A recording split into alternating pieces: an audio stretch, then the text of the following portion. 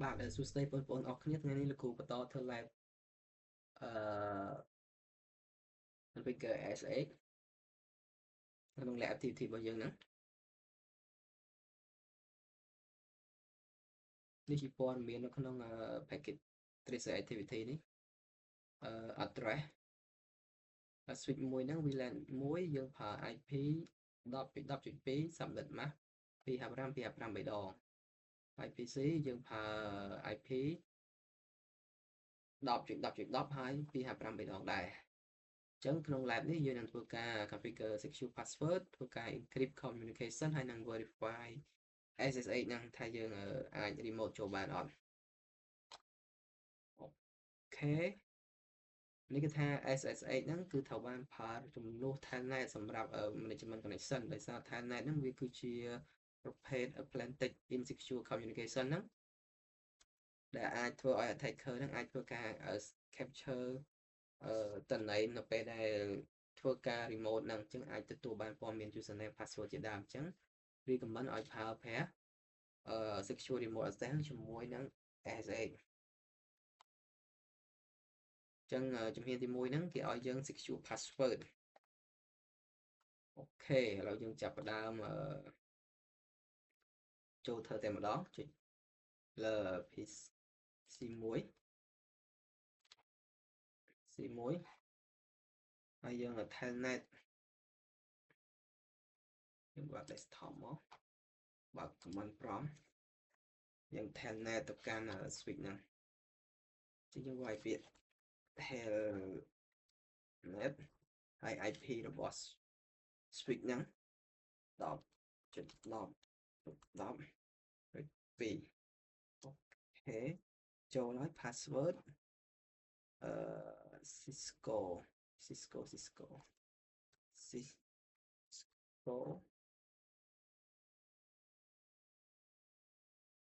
ចូល enable មក Cisco អូខេអញ្ចឹងជំហានបន្ទាប់អក្សរ B គេឲ្យយើងធ្វើការsave current configuration ហ្នឹងអញ្ចឹងយើងអាចវាយពាក្យ copy running config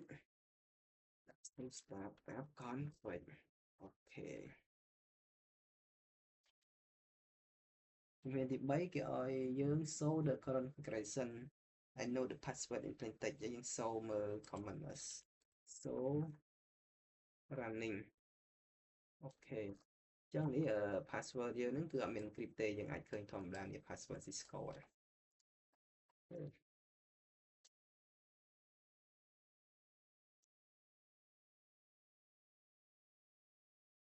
ខេ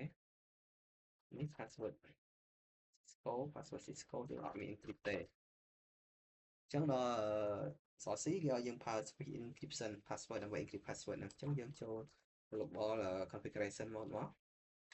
configure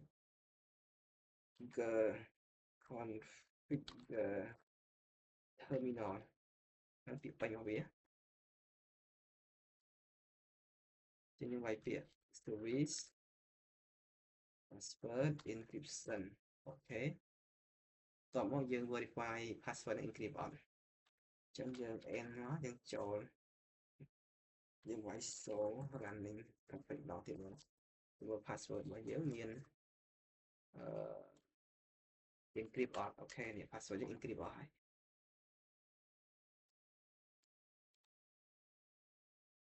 អញ្ចឹងតាក់ទងនឹង part 1 secure password បានបញ្ចប់ហើយយើងចូលតាក់ទងនឹង part 2 encrypt communication អញ្ចឹងអានេះគឺតាក់ទងនឹងការបង្កើតនៅ configure SSH សម្រាប់ remote ចូលទៅក្នុងswitch ហ្នឹងអូខេអញ្ចឹងជំហានដំបូងជំហានដំបូងនេះគេឲ្យយើងអក្សរ A នេះគេឲ្យ configure ហើយយើងបង្កើត domain name ឈ្មោះ netdecade pka អញ្ចឹងយើងវាយ command មកយើងចូល global configuration មក config ពាក្យកាត់ក៏បានដែរ config នេះអញ្ចឹងយើងវាយIP domain IP domain name យើងអត់ចេះ វាយពាក្យហ្នឹងជាថែបទៅវា auto complete ហើយវាយពាក្យ net ticket dot pk អូខេបន្ទាប់មកគេឲ្យបង្កើត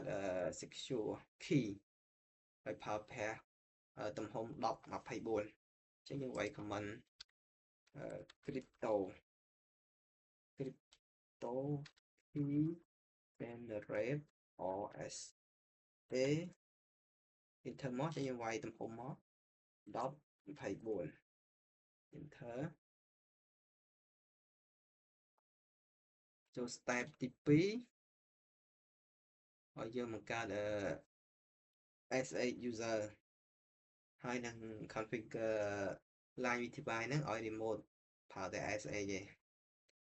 ចឹងគេឲ្យយើងបង្កើត user administrator ហើយនឹងមាន password ដែល encrypt ហ្នឹងCisco វាយមកវាយ command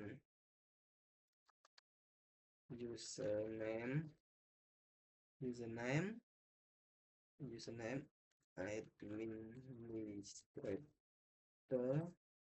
administrator secret Cisco អូខេចឹងដល់ចំណុច B ឲ្យយើងបង្កើតlocal username database សម្រាប់ login ហ្នឹងហើយ allow តែ S8 ទេហើយឲ្យ remove នៅ password ពី line VTY ដែលមានដំបូងហ្នឹងអូខេអញ្ចឹងយើងចូល line VTY មកយើងនៅក្នុងរបប configuration mode ស្រាប់ line VTY 0យើងចង់ដឹងថា switch យើងមានប៉ុន្មាន line ចុចញ៉ាំស៊ូមកអូខេយើងមាន15អញ្ចឹងពី0ដល់15 line login local អញ្ចឹងប្រើ username password ដែលយើងទៅបង្កើតមិញហ្នឹង login local transport input AS8 អានេះយើងប្រើ command បញ្ជាក់ថាអនុញ្ញាតឲ្យតែប្រើ S8 ទេដើម្បីការ remote ចូល switch ហ្នឹងតោះមកយើងលុប password ដែលមានពីមុនហ្នឹង low password Cisco អូខេ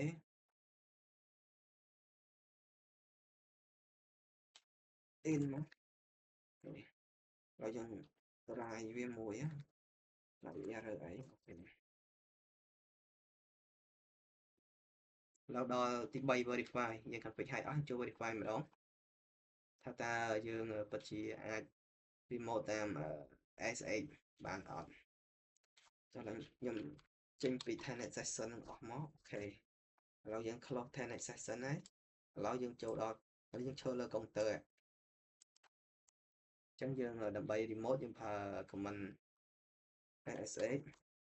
-l ហើយនឹង username ដែលយើងបង្កើតហ្នឹង administrator ហើយនឹង IP របស់ switch 10.10.10.2 enter មកវាជា password ហើយយើងដាក់ Cisco ហើយ SDO ចូល switch ហ្នឹងហើយ enable ដាក់ Cisco ដែរអូខេអញ្ចឹងមានន័យថាយើងបាន configure AS8 ហ្នឹងជោគជ័យនៅលើ lab មួយនេះ